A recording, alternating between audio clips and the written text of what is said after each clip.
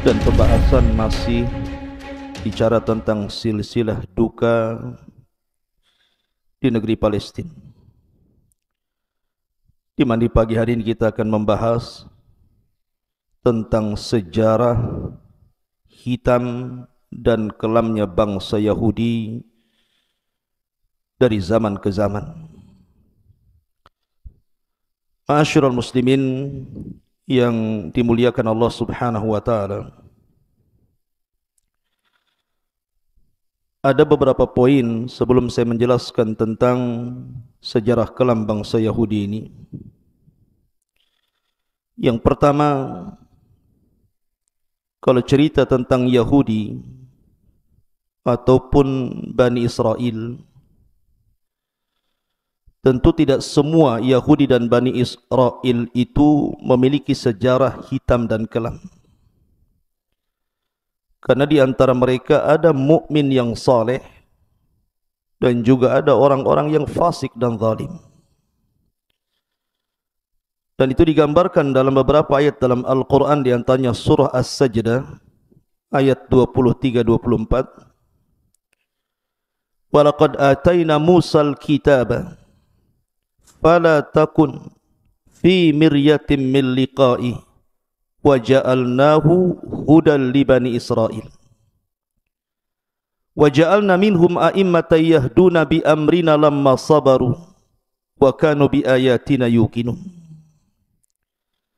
Dan sungguh telah kami anugerahkan kitab Taurat kepada Nabi Musa, maka janganlah engkau wahai Muhammad ragu-ragu untuk menerima Al-Quran.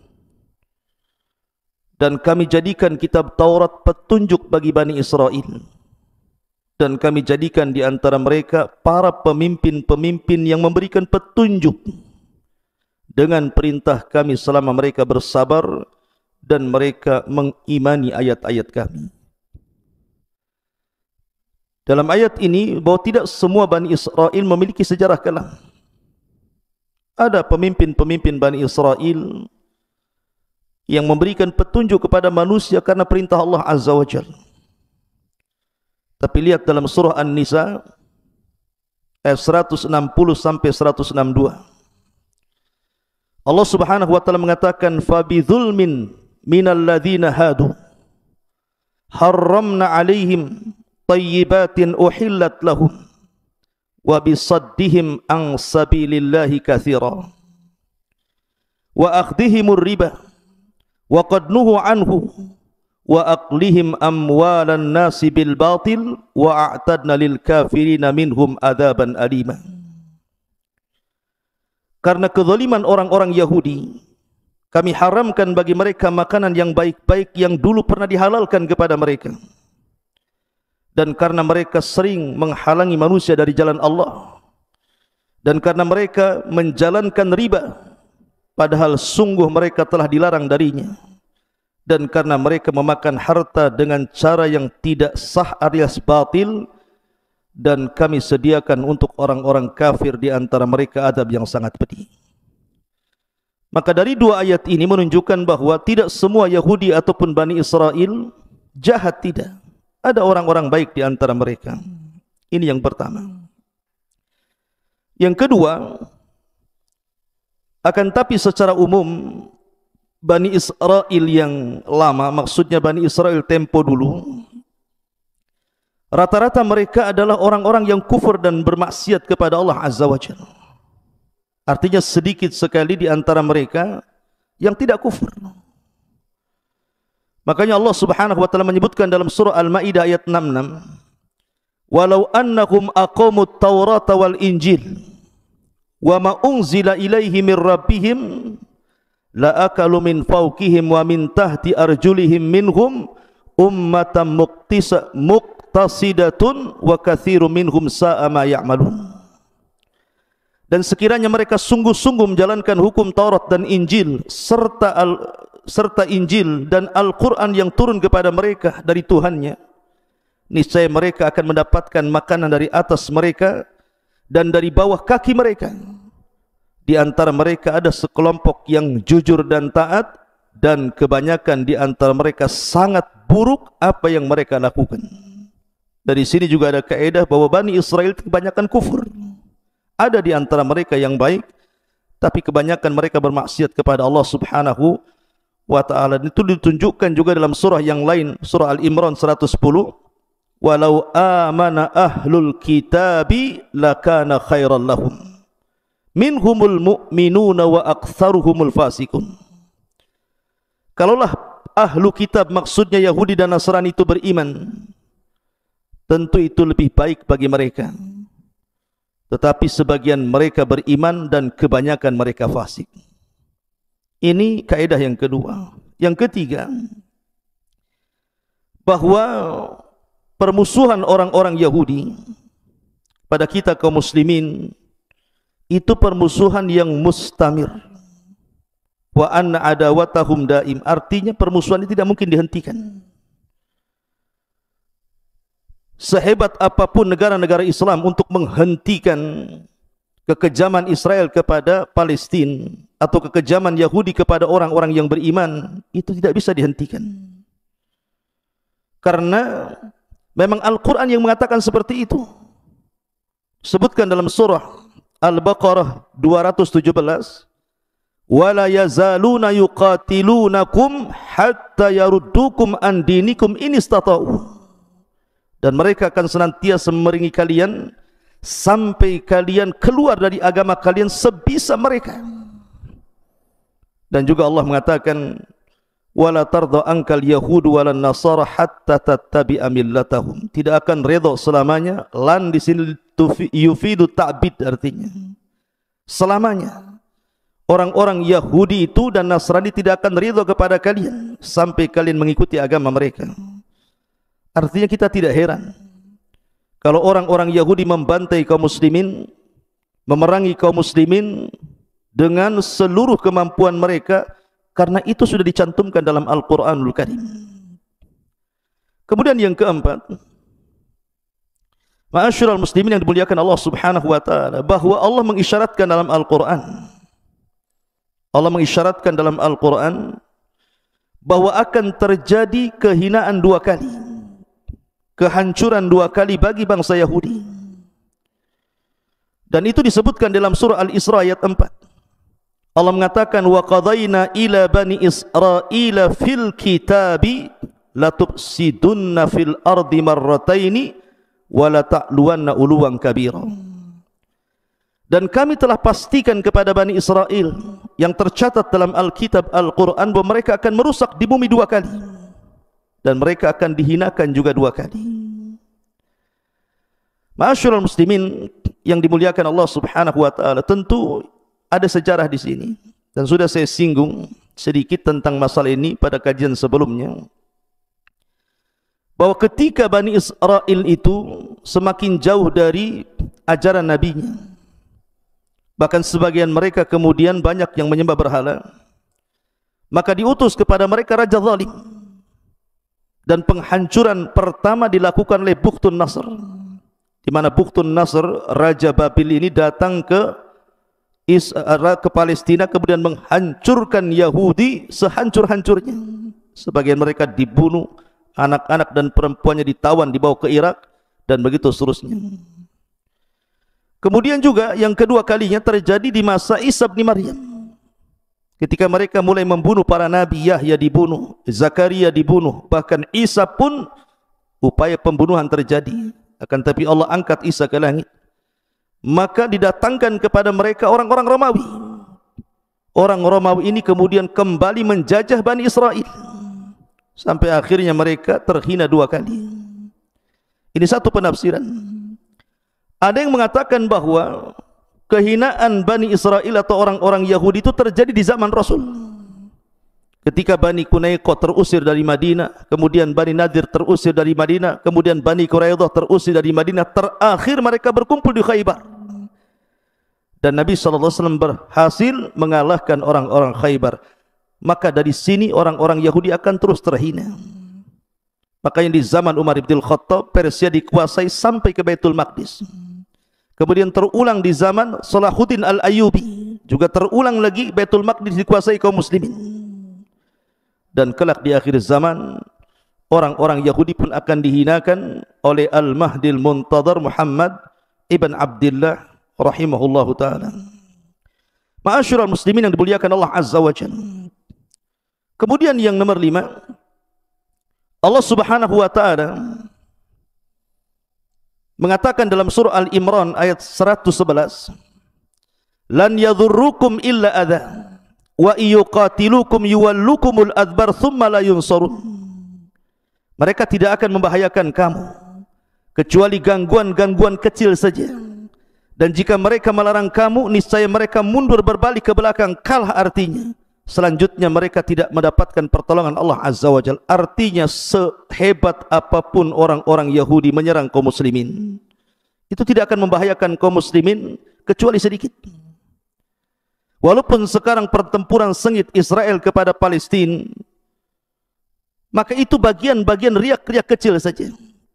Sebab kalau betul-betul bertempur kaum muslimin dengan orang-orang Yahudi, di mana seluruh kaum muslimin dunia bersatu, mereka tidak ada apa-apanya.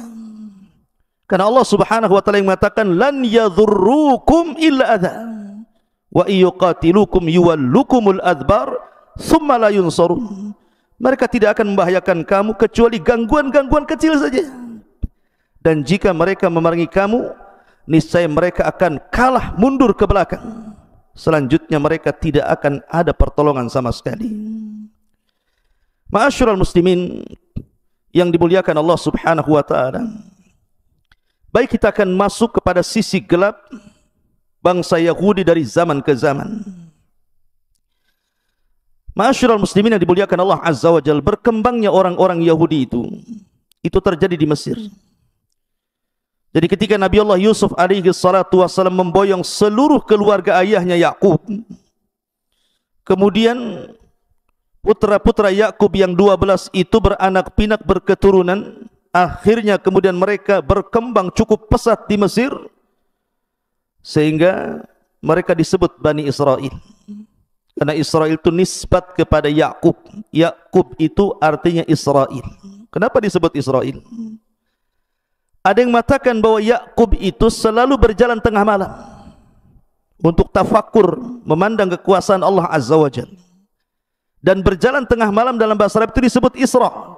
Makanya ada perjalanan Rasul itu Isra Mi'raj. Kenapa Isra? Karena perjalanan tengah malam. Lah karena Yakub suka keluar malam memandang kekuasaan Allah Azza wa Jalla, maka disebut Isra, yang kemudian ditambah il, Israel. Il itu artinya Allah, hamba Allah yang senantiasa tafakur di tengah malam. Ini satu penafsiran. Ada yang mengatakan Israel itu dari bahasa Ibrani. Il itu Allah, Isra itu artinya hamba Allah, jadi Abdullah. Israel artinya Abdullahi, hamba Allah. Karena Nabi Yakub adalah orang yang sangat kuat ibadahnya kepada Allah Subhanahu wa taala, maka dinisabkan kepada dia bahasa Ibrani namanya Israel. Jadi keturunan Yakub disebut Bani Israel. Dari mana? Dari 12 putranya, termasuk juga Nabi Yusuf, Binyamin, Lawa, kemudian Yahuda dan yang lainnya. Lah di zaman Yusuf inilah Bani Israel dihormati oleh Fir'aun. Tentu Fir'aun di zaman Nabi Yusuf, bukan Fir'aun di zaman Nabi Musa. Sampai akhirnya ketika Yusuf meninggal dunia, barulah kemudian terjadi perbudakan hebat oleh kaum Kibti. Kaum Kibti ini kabilahnya Fir'aun, sehingga mereka merasa dihinakan luar biasa. Dan itu bertahun-tahun. Sampai akhirnya kemudian muncullah seorang Nabi yang sangat masyhur dari Nabi-Nabi Bani Israel.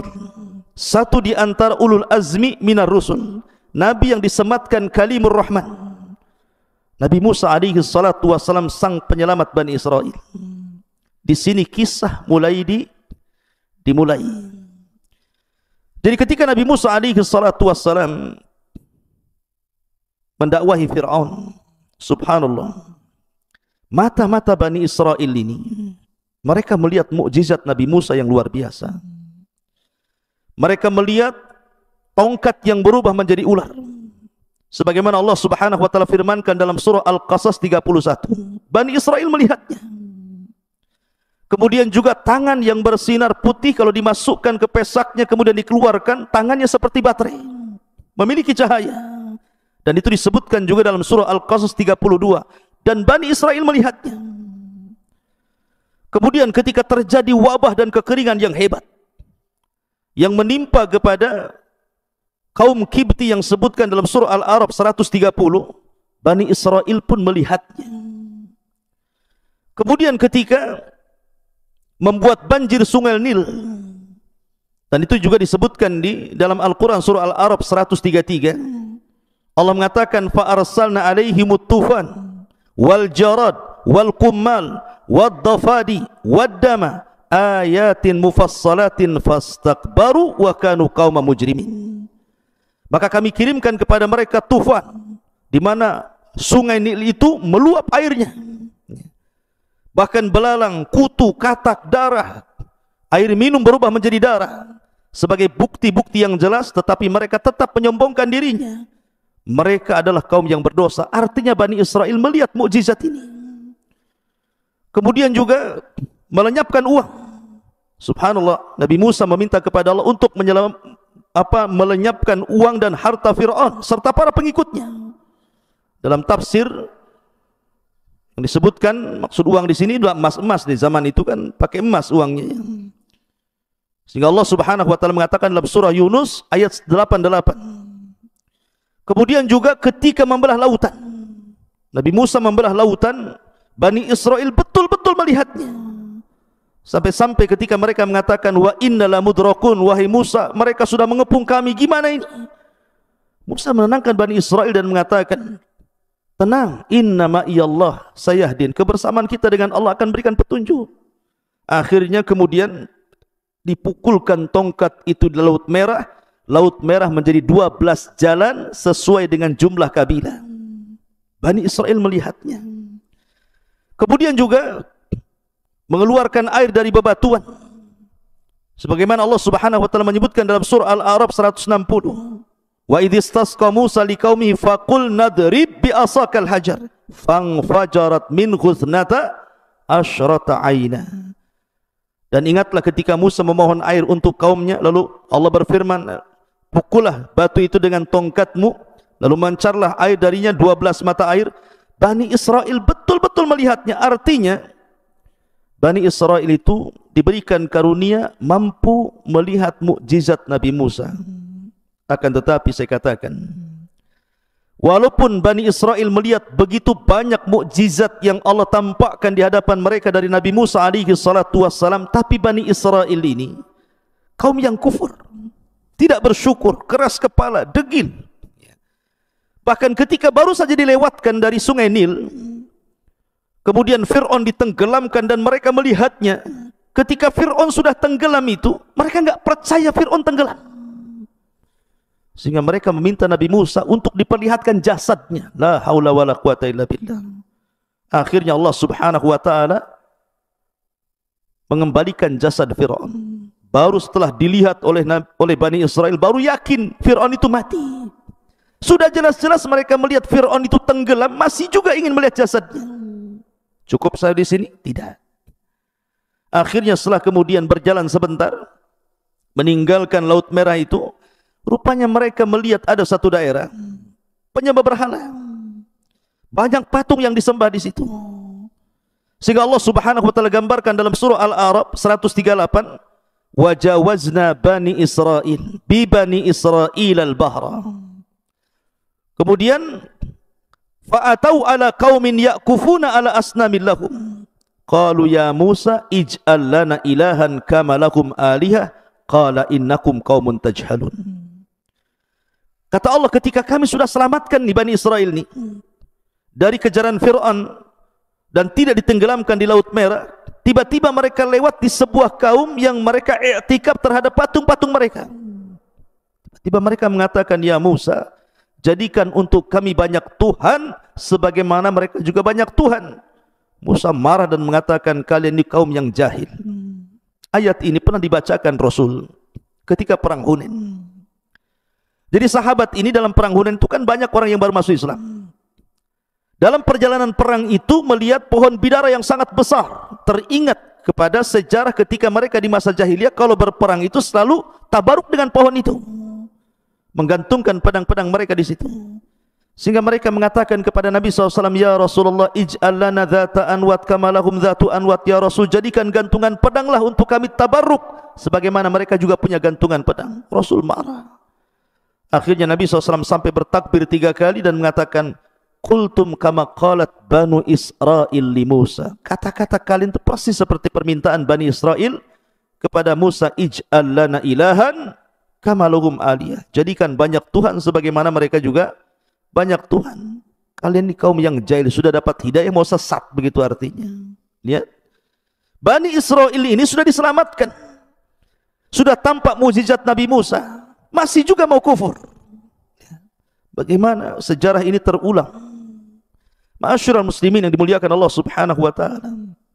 Kemudian juga masih dalam perjalanan menuju negeri yang disucikan, banyak peristiwa di sini yang menunjukkan sejarah kelam dan hitamnya bangsa Yahudi saat bersama Nabi Musa menuju Palestina.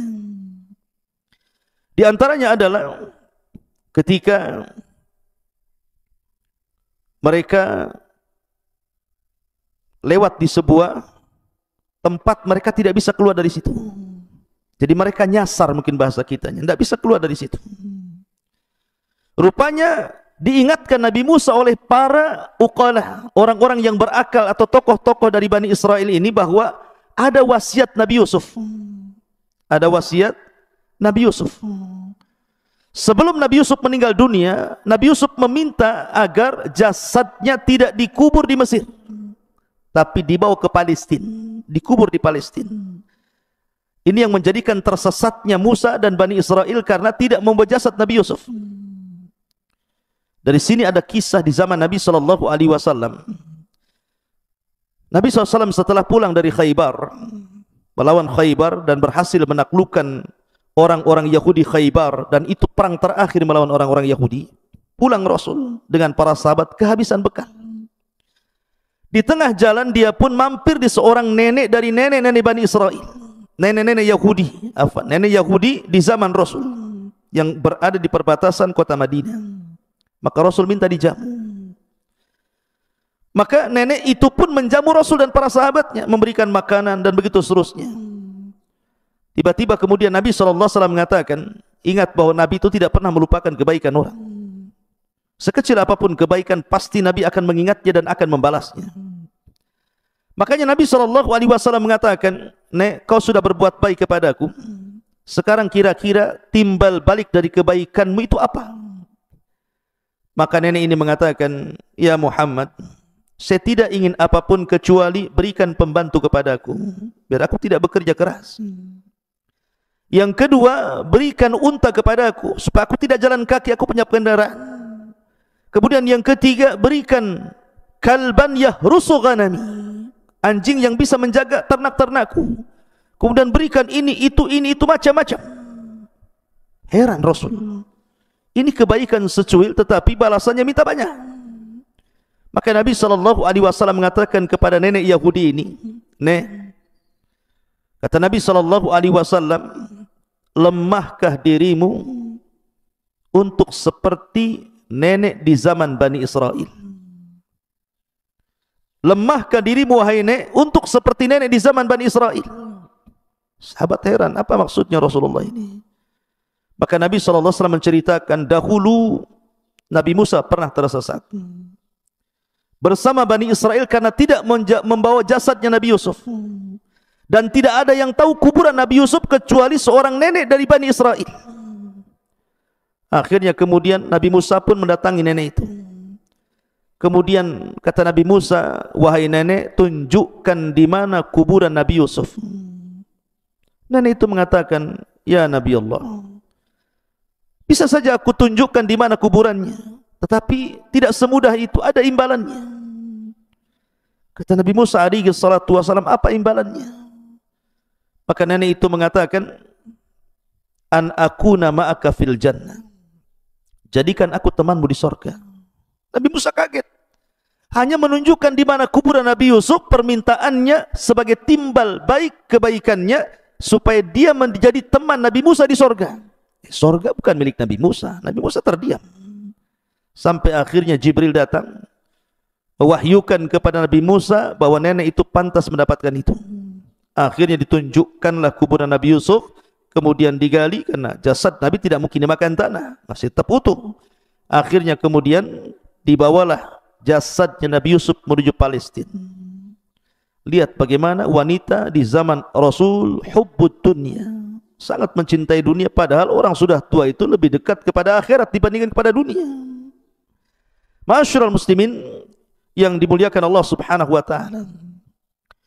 Kemudian juga setelah Nabi Musa alaihi salatu wasallam terus berjalan, di antara peristiwa-peristiwa dalam perjalanan itu, ketika Nabi Musa alaihi salatu wassalam diuji oleh Allah Subhanahu wa taala tidak bisa keluar di padang pasir. Alasannya karena Bani Israel tidak bisa diajak kerjasama. Ketika mereka sampai di perbatasan Palestina, tinggal masuk saja ke Palestina lewat jalur Ariha, kota tertua di dunia. Tiba-tiba mereka takut dengan orang-orang Kan'aniun, penduduk asal Arab yang sudah tinggal di Palestina sebelumnya. Sehingga kemudian mereka mengatakan kepada Nabi Musa alaihi salatu wassalam, karena lancang, lihat lancangnya Bani Israel, orang-orang Yahudi ini, idhab anta wa rabbuka faqatila inna hahuna qaidin. Wahai Musa, kalau kau ingin mengajak perang kami tidak sanggup, sudah lelah kami berjalan. Kalau kau ingin perang sana sendiri, ajak Tuhanmu berperang berdua, biar kami nonton di sini siapa yang kalah siapa yang menang.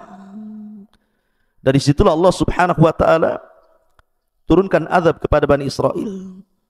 Ketika mereka berada di padang pasir, disebar kabut di mana-mana, sehingga mereka tidak bisa keluar dari negeri itu. Bayangkan, kabut di mana-mana. Setiap mereka berjalan ke sana, balik lagi ke sini. Makanya Allah Subhanahu wa taala menyebutnya dalam Al-Qur'an sebagai ardutih, negeri linglung. Mereka dilinglungkan, tidak bisa keluar dari situ. Bayangkan, itu padang pasir. Tidak ada tanaman, tidak ada air, tidak ada tumbuh-tumbuhan, betul-betul padang pasir kering kelontang. Kalau seandainya bukan karunia Allah, mereka bisa mati kelaparan. Tetapi Bani Israel ini degil. Mereka datang kepada Nabi Musa meminta makanan yang turun dari langit, ma'idatan minas sama. Ditolak Nabi Musa? Tidak. Nabi Musa tidak menolaknya. Nabi Musa justru mengabulkannya. Akhirnya Nabi Musa alaihi salatu wasallam berdoa kepada Allah Subhanahu wa taala.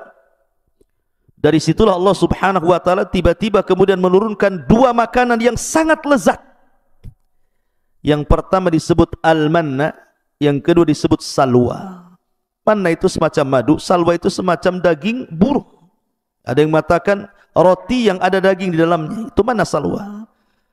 Dan itu sudah diletakkan Allah Azza wa Jalla di waktu mereka harus makan. Jadi kalau seandainya makan 3 kali, pagi, siang, sore, mereka tinggal ngambil saja. Kemudian mereka mengeluh kepada Nabi Musa, ya Musa, tidak ada pohon, kami panas. Akhirnya Nabi Musa alaihi salatu wasallam berdoa, kemudian didatangkan awan di kepala mereka. Awan ini menaungi mereka dari panas matahari. Kemudian mereka mengatakan, ya Musa, kami haus. Akhirnya Nabi Musa alaihi salatu wassalam memukulkan tongkat di batu, kemudian terpancar 12 mata air. Wa idhistasqa Musa liqaumihi faqul nadrib bi asakal hajar fangfajarat min khuthnata asyrata aina. Kenapa tidak satu mata air untuk rame-rame? Kenapa mesti 12? Karena Bani Israel itu satu kabilah dengan kabilah yang lainnya bermusuhan. Makanya Allah mengatakan apa? Tahsabuhum jami'an wa qulubuhum syatta. Kau lihat mereka bersatu. Tidak, orang Yahudi itu mereka bercerai-berai di antara mereka. Makanya biar tidak ribut, dibuat masing-masing mata air. Kabilah Benyamin sendiri, kabilah Yusuf sendiri, kabilah Yahuda sendiri, kabilah Lawas sendiri, dibuat masing-masing. Karena mereka terkenal suka bertikai. Lama mereka diberikan nikmat oleh Allah Subhanahu wa taala seperti itu. Tapi apa yang terjadi? Rupanya mereka bosan memakan manna dan salwa itu. Akhirnya kemudian karena bosannya memakan manna dan salwa, maka mereka pun meminta kepada Nabi Musa alaihi salatu wassalam untuk makan makanan yang lain. Kami pengen sayuran, kami pengen bawang-bawangan. Nabi Musa alaihi salatu wassalam heran dengan perilaku Bani Israel. Kenapa diberikan makanan yang enak tetapi memilih makanan yang tidak enak? Makanya Allah Subhanahu wa taala gambarkan di dalam Al-Qur'an sendiri tentang bagaimana kisah Bani Israel yang meminta kepada Nabi Musa makanan selain makanan yang telah dianugerahkan kepada mereka dari langit.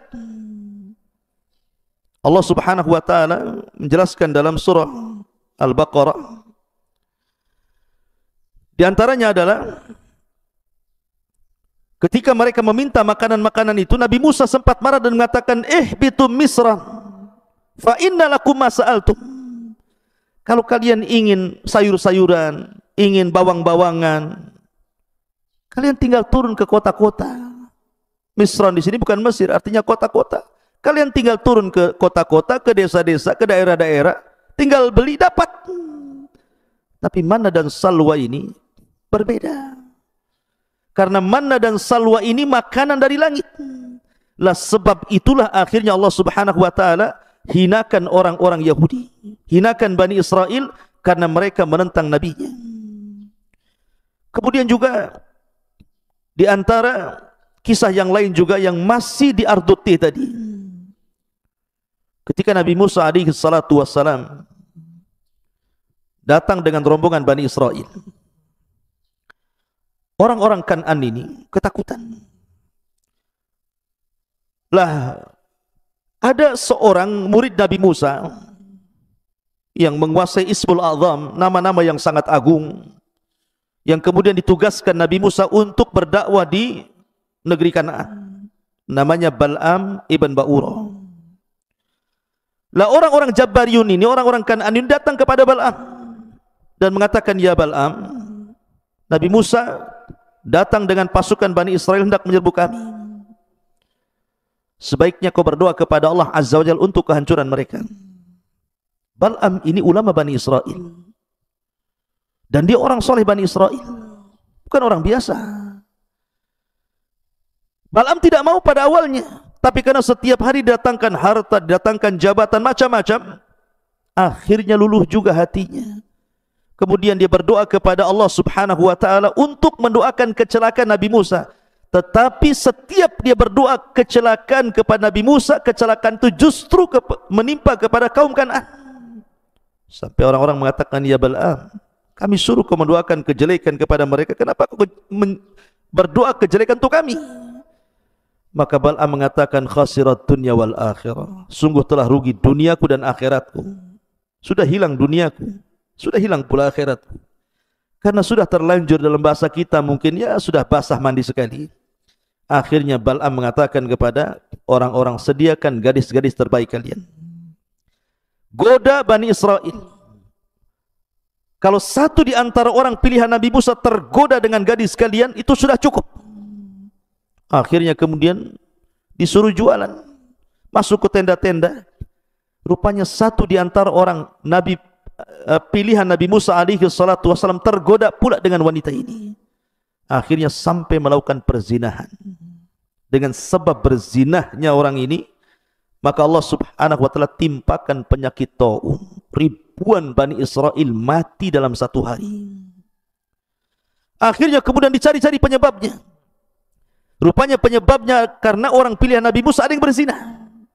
Maka diutuslah seseorang untuk membunuh orang itu, masuk ke dalam tendanya, kemudian dilihat dia sedang berzina, ditombak dari punggungnya menancap sampai ke perut wanitanya, kemudian dibawa kayak sate ke luar tenda sambil mengacungkan ke langit dan mengatakan, hakadha liman asak, jazaan liman asak, beginilah balasan bagi orang yang telah bermaksiat kepadamu ya Rabb. Akhirnya kemudian wabah itu pun dihilangkan. Lihat bagaimana Bani Israel. Ma'asyiral muslimin yang dimuliakan Allah Subhanahu wa taala. Termasuk juga Nabi Musa alaihi salatu wasallam terfitnah di negeri ini oleh orang laki-laki yang sangat indah bacaan Tauratnya. Menguasai qiraat Taurat, bahkan paling indah bacaannya, dan orang suka dengan suaranya. Siapa dia? Qarun. Qarun itu orang dekat Nabi Musa, memiliki suara indah, dan suka manusia kepada Qarun karena bacaan Taurat yang indah luar biasa. Awalnya Qarun ini diberikan rezeki, masih mau bayar zakat, masih sedekah. Tapi ketika betul-betul Allah bukakan kepada Qarun ini harta yang banyak, sombonglah dia. Lebih parahnya, dia memerintahkan seorang pelacur yang hamil untuk mengakui bahwa dia dihamil Nabi Musa. Terjadilah mubahalah di sini. Maka Nabi Musa marah, akhirnya berdoa kepada Allah, dan Allah perintahkan Nabi Musa untuk memerintahkan bumi menenggelamkan Fir'aun. Wa khasafna bihi wa bidarihil ardh. Akhirnya Allah tenggelamkan Qarun dan seluruh hartanya. Hanya ada istilah harta Qarun. Ma'asyiral muslimin yang dimuliakan Allah Subhanahu wa taala. Cukup sampai di sini kisahnya? Tidak. Masih banyak kisahnya. Ketika Nabi Musa alaihi salatu wassalam tidak bisa keluar dari Ardut Tih ini, makanya Nabi Musa kemudian membuat negara berbasis kota di dalam Ardut Tih itu. Tetapi namanya negara itu pasti harus ada undang-undang yang mengaturnya. Dan ketika itu belum turun Taurat kepada Nabi Musa. Musa itu hanya mengandalkan suhuf.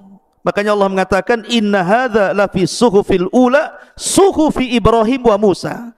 Jadi masih mengandalkan suhuf, belum ada Taurat. Maka Musa meminta kepada Allah untuk dibuatkan undang-undang kepada Bani Israel. Dan Allah Subhanahu wa taala kabulkan.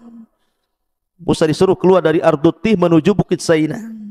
Ketika itu Musa mengatakan kepada Harun, pimpin Bani Israel, aku tidak lama, hanya 40 malam saja. Berkat Nabi Musa. Ketika 40 malam ini, rupanya 10 hari sebelum kepulangan Nabi Musa, Bani Israel kufur. Kenapa kufur? Rupanya ada orang munafik di zaman itu yang membuat patung anak sapi namanya Samiri. Samiri inilah yang kemudian memurtadkan sebagian besar Bani Israel. Karena ketika Bani Israel ini dari Mesir melintasi Laut Merah itu, sebagian mereka merasa terbebani dengan emas-emasnya, karena sebagian emas itu adalah emasnya milik kaum Kibti. Sebagian mereka upah tapi belum bekerja, ada yang juga yang pinjam, dan itu diharamkan dalam syariat Nabi Musa, sehingga mereka membuang emas-emas di lautan. Lah Samiri ini berjalan di belakang, dia kutip emas-emas itu. Makanya dari emas-emas itulah akhirnya Samiri membuat patung sapi. Dan Samiri ini ketika itu sangat dekat jaraknya dengan Nabi Musa. Ketika Nabi Musa tiba-tiba di sampingnya ada orang yang berbaju putih, tiba-tiba memerintahkan sesuatu, kaget Samiri. Kenapa pula Nabi Musa diperintah-perintah orang? Nabi Musa, Samiri sudah mulai curiga ini. Jangan-jangan itu malaikat. Ya, memang itu malaikat Jibril. Ketika Nabi Musa hendak memukulkan lautnya supaya rapat, kata Jibril, tunggu dulu, sampai Fir'aun di tengah lautan. Baru setelah kemudian Fir'aun di tengah-tengah, kata Jibril, pukulkan sekarang. Baru dipukulkan, rapatlah lautan, tenggelamlah Fir'aun. Musa ini memperhatikan orang yang berbaju putih itu. Ketika orang berbaju putih dinaik kuda putih, diperhatikan tempat pijakannya. Setiap dia memijak, diambil pasirnya. Memijak, diambil pasirnya. Dan ingat bahwa simbol kematian itu kambing dan simbol kehidupan itu kuda. Makanya ketika penduduk sorga masuk ke dalam sorga dan penduduk neraka itu masuk ke neraka, maka ji'a bil maut, didatangkan kematian dalam bentuk kambing gibas, kemudian disembelih oleh Allah, kemudian diserukan kepada penduduk sorga, la mautalakum khuludun la mautalakum, dan diserukan kepada penduduk neraka juga, khuludun la mautalakum. Di sini Allah simbolkan kematian dengan kambing gibas. Maka simbol kehidupan adalah kudanya Jibril. Makanya ketika Samiri kemudian membuat patung anak sapi itu, kemudian dimasukkan tuh pasir bekas pijakan kaki kuda Jibril ke mulut patung anak sapi itu. tiba-tiba lahu khuar, mengeluarkan suara, hidup tapi bisa bergerak, tidak bisa bergerak tetapi bisa bersuara. Dari situ kata Samiri kepada Bani Israel, lihat bagaimana Musa jauh-jauh ke Bukit Saina cari Tuhannya, pada Tuhannya di sini, maksudnya patung anak sapi. Dari situ akhirnya sebagian besar Bani Israel murtad. Musa diwahyukan Jibril tentang murtadnya Bani Israel, bergegas dia balik. Ketika dia balik betul-betul sudah murtad sebagian besar mereka, maka dia marah kepada Harun, ditariknya janggutnya, ditariknya kepalanya, kemudian mengatakan, apakah engkau hendak memecah belah Bani Israel? Kata Harun, ya Musa, aku tidak seperti dirimu, kau kuat, Bani Israel takut, aku lemah, mereka mengancam hendak membunuhku, aku hanya bisa menasihati tapi tidak bisa melarang mereka. Akhirnya kemudian Musa pun memecahkan papan Taurat, kemudian mengumpulkan orang-orang yang murtad, kemudian mereka disuruh untuk bertobat. Dan Allah Subhanahu wa taala gambarkan, faqtulu anfusakum, tobat kalian, kalian harus membunuh diri-diri kalian. Ketika itu mereka tidak mau. Bagaimana membunuh diri-diri mereka dengan pisau-pisau gitu kan? Karena mereka tidak mau, maka Musa marah, kemudian berdoa kepada Allah Subhanahu wa taala, diangkatnya bukit Tur di atas kepala mereka.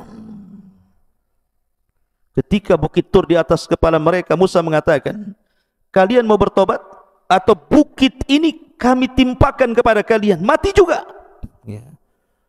Akhirnya mereka memilih untuk mati bertobat, dan bukit Tur dikembalikan kepada asalnya. Mereka pun saling membunuh di antara mereka, dan itu bentuk tobatnya. Lihat bagaimana kedegilan Bani Israel, ditinggal 40 malam bisa kufur. Ma'asyiral muslimin yang dimuliakan Allah Subhanahu wa taala. Kemudian juga peristiwa yang lain yang terjadi selama perjalanan Nabi Musa alaihi salatu wassalam, ketika orang-orang ingin mendengar kalam Allah. Mereka meminta kepada Nabi Musa, ya Musa, kami ingin mendengar bagaimana Tuhanmu bicara denganmu. Karena Nabi Musa itu disebut kalimullah, Nabi yang suka berdialog dengan Allah. Akhirnya Nabi Musa kabulkan, ayo, tapi ikut saya ke Bukit Saina.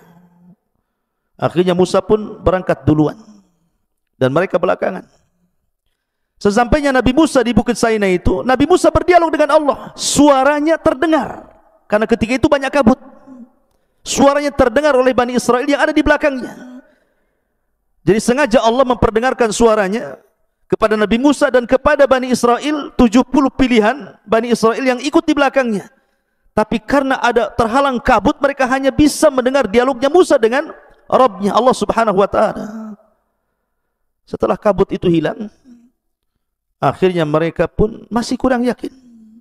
Sampai-sampai mereka mengancam Nabi Musa dan mengatakan, lan nu'mina laka hatta narallaha jahrah. Wahai Musa, kami belum yakin sampai kami melihat Tuhanmu. Padahal awalnya mereka minta diperdengarkan suara Allah, sekarang minta pula diperlihatkan. Kurang ajar tidak tuh? Apa yang terjadi? Maka Allah mengatakan, fa akhadathhumus sa'iqatu wa antum tanzurun. Allah kirim petir sehingga mereka semua mati. Setelah kemudian mereka mati, Allah hidupkan kembali. Baru mereka sadar bahwa permintaan itu mustahil. Bagaimana mungkin Allah bisa dilihat? Tapi lihat bagaimana degilnya Bani Israel kepada nabinya. Sampai sedemikian rupa mereka meminta permintaan kepada Nabi Musa alaihi salatu wassalam. Ma'asyiral muslimin yang dimuliakan Allah Azza wa Jalla, bukan itu saja. Nabi Musa itu punya kebiasaan kalau mandi sendiri. Tapi kalau Bani Israel mandi itu bareng-bareng di sungai. Sama dengan orang kampung ya, zaman dulu itu kalau mandi kan rame-rame itu di sungai. Sehingga mereka menuduh Nabi Musa itu punya cacat di badannya. Makanya Nabi SAW bersabda, yarhamullahu Musa qad udhiya bi akthar min hadha fasabar. Sungguh Allah merahmati Nabi Musa, banyak kali ujian Nabi Musa itu, tapi dia sabar. Difitnah kehormatannya Bani Israel, Musa itu jangan-jangan badannya banyak penyakitnya, ada lepranya atau apa gitu ya. Jadi suatu ketika Nabi Musa mandi, mandi di sini, mungkin Bani Israel sebelah sana begitu ya. Dia letakkan pakaian di atas batu. Rupanya batu ini tiba-tiba hidup berjalan. Nabi Musa kebingungan karena pakaiannya ada di atas batu tuh. Batunya berjalan, dikejar sama Nabi Musa. Rupanya batu itu melewati Bani Israel yang sedang mandi. Maka Bani Israel melihat Nabi Musa yang sedang telanjang mengejar-ngejar batu. Mereka baru melihat, demi Allah tidak ada badan yang lebih indah dibandingkan sosok Nabi Musa alaihi salatu wasallam. Baru mereka sadar bahwa apa yang mereka tuduhkan tidak benar. Lihat, sampai mereka mencacati kehormatan Nabi Musa alaihi salatu wassalam. Ma'asyiral muslimin yang dimuliakan Allah Subhanahu wa taala. Kemudian juga ketika Musa alaihi salatu wassalam meninggal dunia, kemudian juga sebelumnya Harun alaihi salatu wassalam meninggal dunia di negeri Ti, maka 40 tahun setelahnya datang generasi kedua, generasi terbaru dan pemimpin yang baru, Yusha ibn Nun, dan berhasil masuk ke negeri Ariha dan mengalahkan Ardu Kan'an sampai menguasai Baitul Maqdis. Ketika Nabi Yusha ibn Nun meminta kepada Bani Israel untuk masuk dengan cara ruku, menundukkan pandangan sebagai bentuk syukur kepada Allah Azza wa Jalla. Kemudian mengucapkan hittah. Hittah itu artinya, ya Allah ampuni dosaku. Apa yang terjadi? Mereka tidak mau menundukkan pandangan. Justru mereka berjalan dengan cara berbalik. Mundur begitu. Kan menghina namanya. Bukan hanya itu saja, disuruh mengucapkan hittah malah hintah. Kalau hittah itu, ya Allah saya minta ampun dari dosa-dosaku. Kalau hintah itu, ya Allah berikan makanan kepadaku. Bayangkan, orang suruh minta ampun malah minta makan. Nah, inilah Bani Israel. Semua nabi yang dikirim ditentang dia. Makanya wajar kalau Allah mengatakan fariqan kadzabtum wa fariqan taqtulun. Sebagian kalian ada yang mendustakan para nabi, sebagian kalian ada yang membunuh para nabi. Ma'asyiral muslimin yang dimuliakan Allah Azza wa Jalla. Bahkan ketika kemudian Yusha ibn Nun meninggal dunia, kemudian Palestina ini dikuasai oleh Jalut. Akhirnya mereka meminta kepada nabi yang terakhir, nabi yang memimpin mereka namanya Samuel. Itu nabi terakhir itu, yang memimpin Bani Israel di masa hukum Qudot namanya. Mereka datang kepada Nabi Samuel dan mengatakan, ya Nabi Allah, kami sudah bosan dipimpin para nabi. Kami ingin dipimpin para raja, biar kami bisa jaya kembali. Tolong pilihkan raja untuk kami. Akhirnya Nabi Samuel ini memilihkan Tolut. Tolut tidak orang miskin, la mala wa raja, tidak punya harta, tidak punya kehormatan. Sudah dipilihkan seorang nabi, tidak mungkinlah nabi memilih sembarang. Mereka mengatakan, ya Nabi Allah, kenapa mesti Tolut? Kenapa nggak ada orang lain? Raja itu kan harusnya kuat, harusnya punya kecerdasan, harusnya punya harta yang banyak. Ini siapa Tolut ini? Kami tidak kenal dia. Tapi kemudian Samuel mengatakan, Tolut ini dilebihkan oleh Allah. Dia pilihan Allah. Kemudian dilebihkan tenaganya, dilebihkan kecerdasannya. Memang tidak ada hartanya, tapi alamat bahwa dia akan menjadi raja kalian, nanti tabut akan sampai kepadanya. Karena tabut itu kan dicuri oleh orang Jalut. Dan tabut ini adalah barang yang sangat diberkahi. Makanya Nabi Musa kalau perang itu selalu membawa tabut. Dan kalau bawa tabut pasti menang.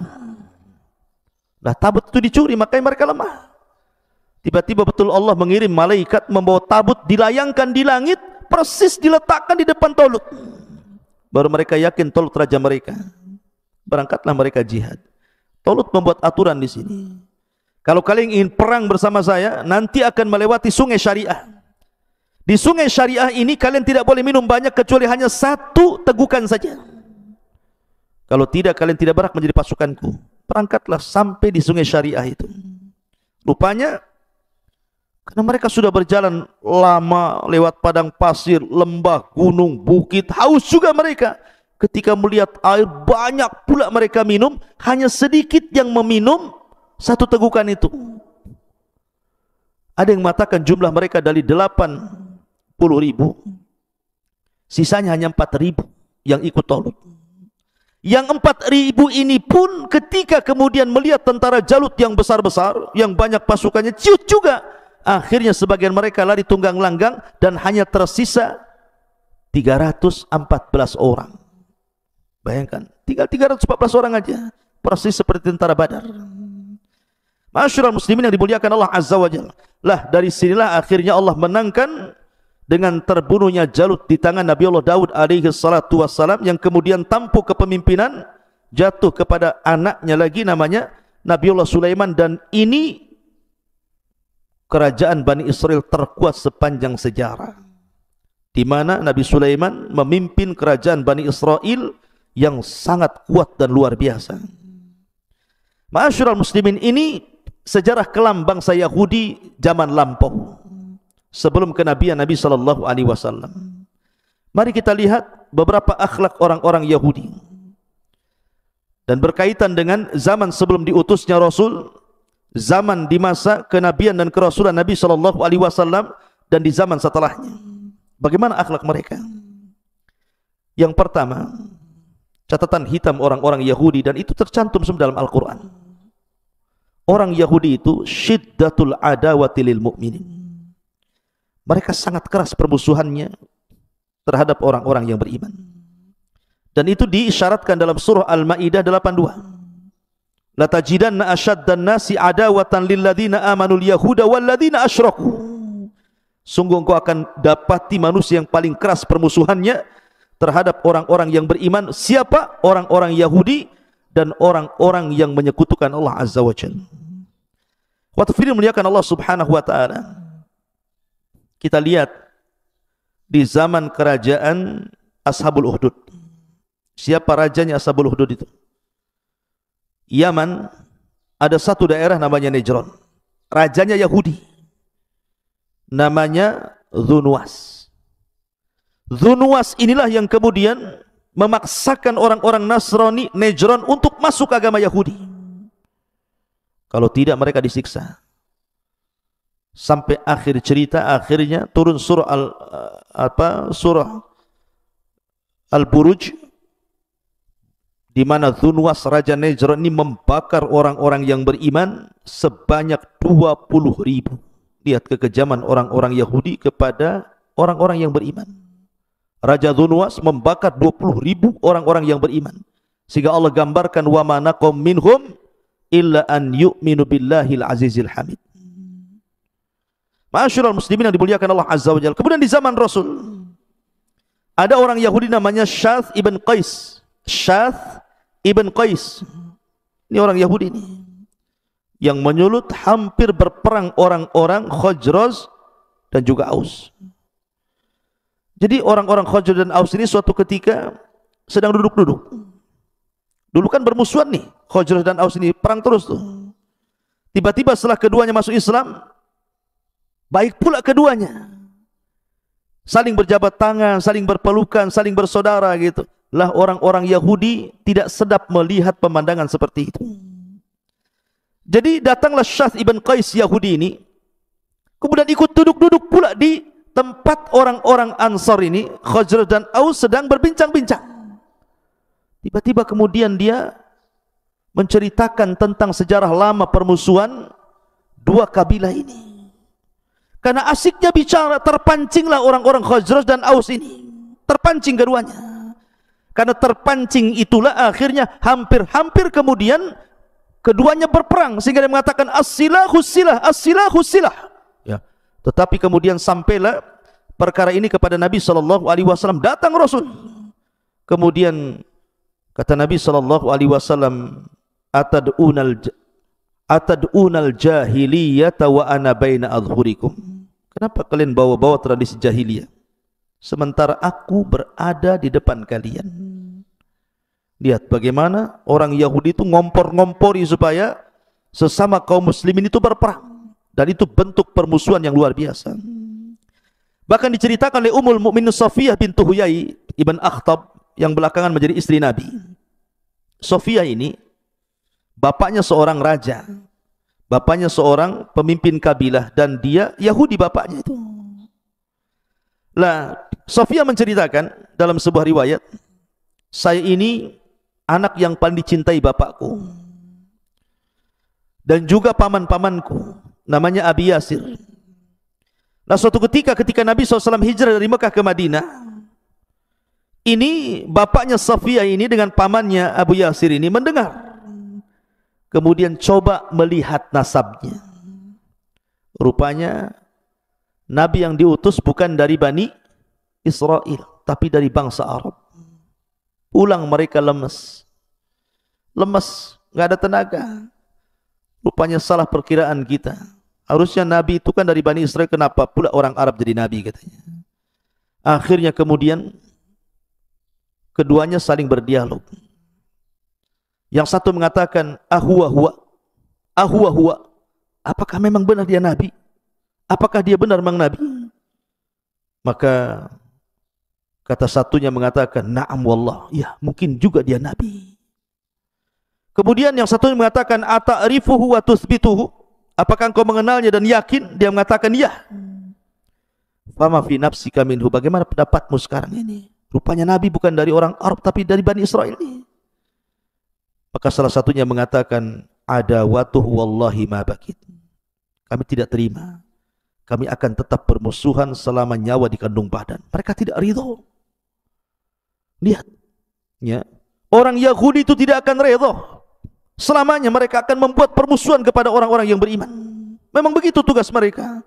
Sudah dicatat di hati-hati mereka kedengkian dan hasad kepada orang-orang yang beriman. Bahkan mereka, orang-orang Yahudi itu sengaja membantu orang-orang musyrik Arab untuk menghina Rasulullah.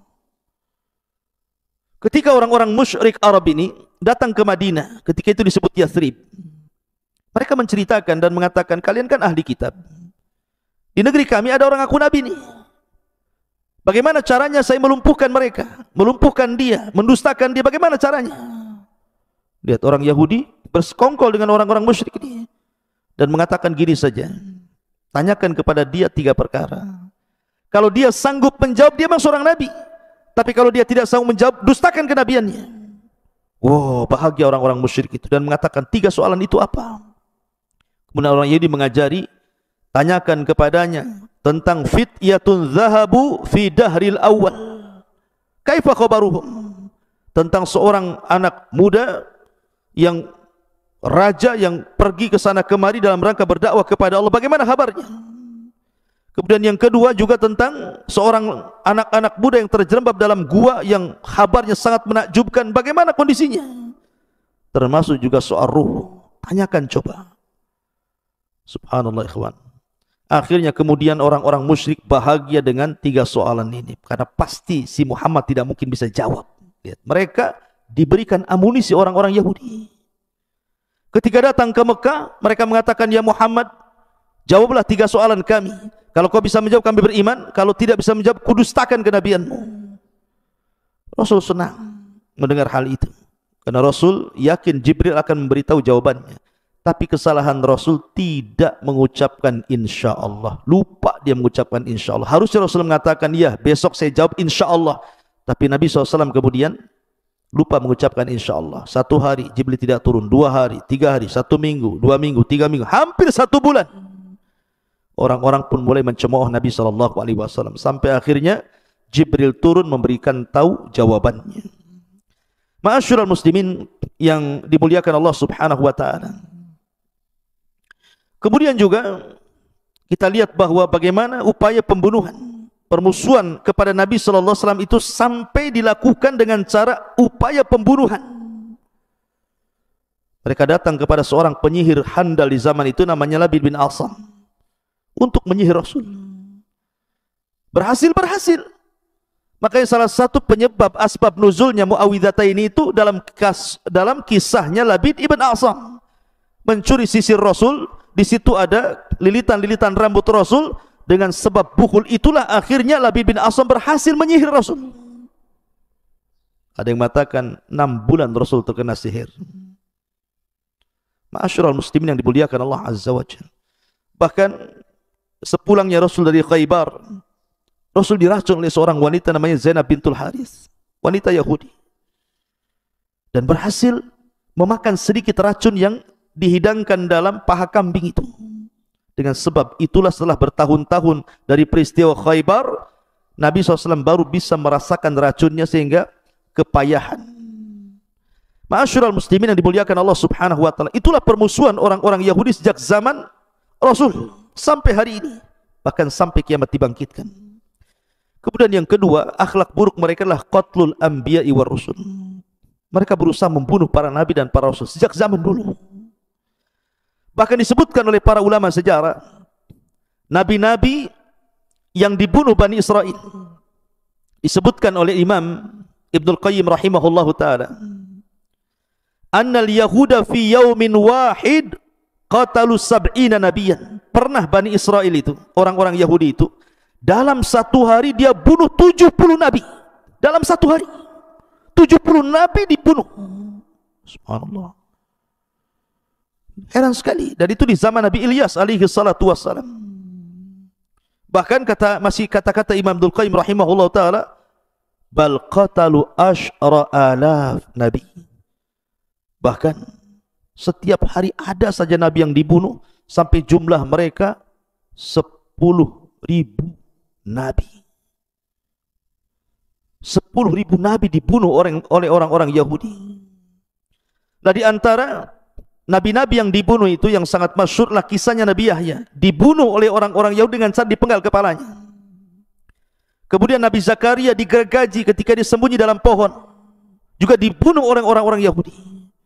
Kemudian juga upaya pembunuhan kepada Isa bin Maryam, tapi Allah angkat Isa ke langit sehingga tidak jadi dibunuh, karena Isa salah satu ulul azmi minar rusul, dan rasul bukan nabi, sehingga tidak ada rasul yang dibunuh. Kemudian juga di antara nabi yang dibunuh adalah Yusa ibn Nun. Yusa ibn Nun dibunuh oleh orang Yahudi. Upaya pembunuhan. Tidak dibunuh, tapi ada upaya pembunuhan ketika Nabi Musa alaihi salatu wasallam meninggal dunia. Dituduh orang-orang Yahudi bahwa yang membunuh Nabi Musa itu Nabi Yusa. Bayangkan, dia dituduh membunuh Nabi Musa. Sampai geram Bani Israel ini dan hendak membunuh Nabi Yusa. Tapi setelah kemudian jelas bahwa dia bukan pembunuhnya, tapi Nabi Musa memang sudah ajalnya datang, akhirnya kemudian tidak jadi. Kemudian juga ada nabi namanya Nabi Sya'iyah. Salah satu Sya'iyah ibn Amis, Sya'iyah ibn Amsiyah, dari nabi-nabi Bani Israel, itu pun dibunuh oleh orang Yahudi. Kemudian Nabi Armiyah juga itu dibunuh oleh orang Yahudi, termasuk Nabi Daniel. Nabi Daniel juga dibunuh orang-orang Yahudi di Mesir. Kemudian juga Nabi Hazkiel dibunuh. Kemudian juga Nabi Amus dibunuh. Bahkan saya katakan upaya pembunuhan pun terjadi kepada para nabi, termasuk Rasul sallallahu alaihi wasallam.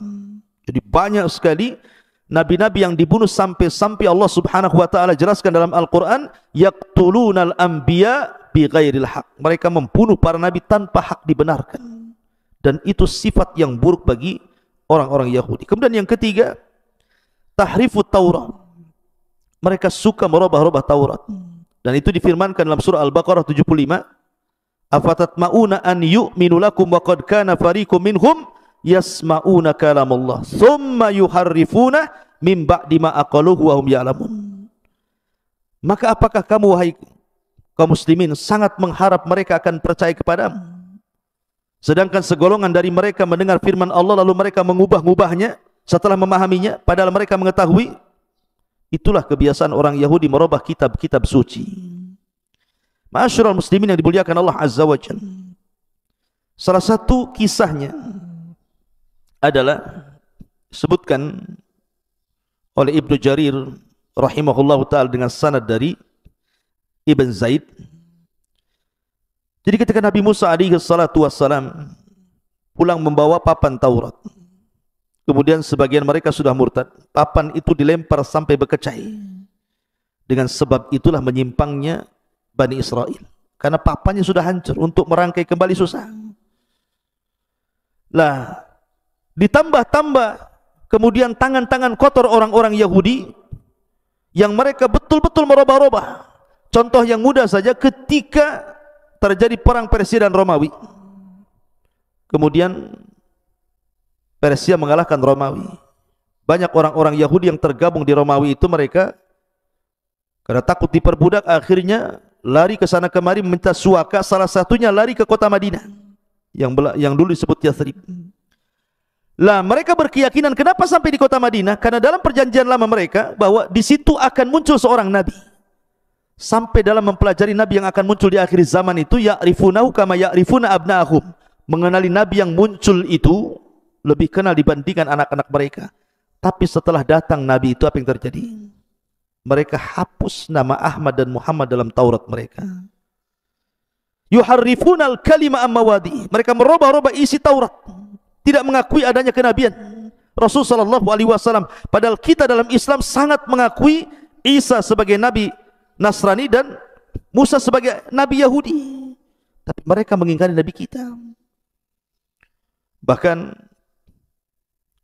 ada kisah di zaman Nabi SAW, ada tokoh Yahudi namanya Abdullah ibn Salam. Abdullah ibn Salam ini tokoh besar Yahudi di zaman itu di Madinah. Kemudian dia mengatakan, ya Rasulullah atau ya Muhammad, inni sa'iluka anil asya la ya'lamuha illa nabi. Oke Muhammad, saya akan bertanya 3 perkara. Kalau kau bisa menjawab, memang kau seorang nabi. Kemudian kata Rasul, apa pertanyaannya? Maka kata Abdullah ibn Salam ini, yang pertama, awal tanda-tanda kiamat itu apa? Yang kedua, makanan penduduk surga yang pertama dimakan itu apa? Yang ketiga, kalau bayi lahir, kenapa pula mirip bapak ibunya? Kemudian Rasul menjawab 1, 2, 3, dijawab oleh Rasul dan semua benar. Tiba-tiba Abdullah bin Salam mengatakan, asyhadu an la ilaha illallah wa asyhadu annaka rasulullah. Aku bersaksi bahwa tidak ada sembahan yang berhak disembah kecuali Allah dan engkau adalah utusan Allah. Masuk Islamlah Abdullah ibn Salam. Dia tokoh Yahudi besar. Kemudian Abdullah ibn Salam mengatakan, ya Rasulullah, panggillah orang-orang Yahudi, tanya mereka soal diriku sebelum kau habarkan keislamanku kepada mereka. Maka Rasul memanggil orang-orang Yahudi. Kemudian Abdullah bin Salam disembunyikan. Kemudian kata Nabi SAW, bagaimana menurut kalian tentang Abdullah bin Salam? Maka mereka memuji dan mengatakan, Sayyiduna wabnu Sayyidina, dia adalah tuan kami, anak dari tuan kami. Alimuna wabnu alimina, dia adalah orang yang paling alim di antara kami. Dia orang anak yang paling alim di antara kami. Dipujinya Abdullah bin Salam. Sudah dipuji, tiba-tiba keluar Abdullah bin Salam. Kemudian mengatakan, kata Abdullah bin Salam, asyhadu an la ilaha illallah wa asyhadu anna Muhammadar Rasulullah. Tiba-tiba setelah dia mengucapkan 2 kalimat syahadat di hadapan orang-orang Yahudi, berbalik pujian itu menjadi celaan. Safihuna wabnu safihina, dia orang jahil kami, anak dari orang jahil kami. Hakiruna wabnu hakirina, dia orang yang paling hina di antara kami, anak orang yang paling hina di antara kami. Subhanallah. Dicelanya Abdullah bin Salam. Begitulah mereka. Makanya kemudian Allah Subhanahu wa taala turunkan ayat ya, tentang masalah ini. Tentang masalah Abdullah bin Salam, sampai akhirnya orang-orang Yahudi ini mengatakan kepada Nabi sallallahu alaihi wasallam, "Oke Muhammad, sebenarnya malaikat siapa yang turun kepadamu memberikan wahyu kepadamu?" Kata Nabi SAW, "Jibril datang kepadaku." Ketika mendengar kalimat Jibril, marah mereka. "Oh, Jibril yang terlibat perang itu ya?" katanya. "Coba kalau kau katakan yang turun kepadamu bukan Jibril tapi Mikail yang membawa rizki kepada kami, kami beriman. Tapi karena yang menurunkan wahyu Jibril kepadamu, maka Jibril musuh kami. Kami tolak syariatmu." Dari sini turun surah Al-Baqarah 9798. "Qul man kana aduwwa li Jibril fa innahu nazzalahu ala qalbika biidznillah musaddiqan lima baina yadayhi wa huda wa busyra lil mu'minin man kana aduwan lillah wa malaikatihi wa rusulihi wa Jibril wa Mikal fa innallaha adu lil kafirin." Turun ayat ini. Barang siapa yang musuhi Allah, malaikatnya, rasulnya, Jibril, Mikail, maka dia adalah musuh Allah Subhanahu wa taala. Mereka lah musuh. Fa innallaha, sungguhnya Allah musuh bagi orang-orang kafir. Ma'asyiral muslimin yang dimuliakan Allah Subhanahu wa taala, banyak tentang akhlak-akhlak orang Yahudi masa kelam dan gelap orang-orang Yahudi, karena waktu juga yang sangat sedikit. InsyaAllah kita akan lanjutkan di lain kesempatan, melanjutkan tentang sejarah hitam dan kelamnya bangsa Yahudi dari zaman ke zaman. Mudah-mudahan ada manfaatnya. Akhirnya saya tutup dengan kafaratul majlis. Subhanakallah bihamdika, asyhadu an la ilaha illa anta astaghfiruka wa atubu ilaik. Allah Ta'ala. Assalamualaikum warahmatullahi wabarakatuh.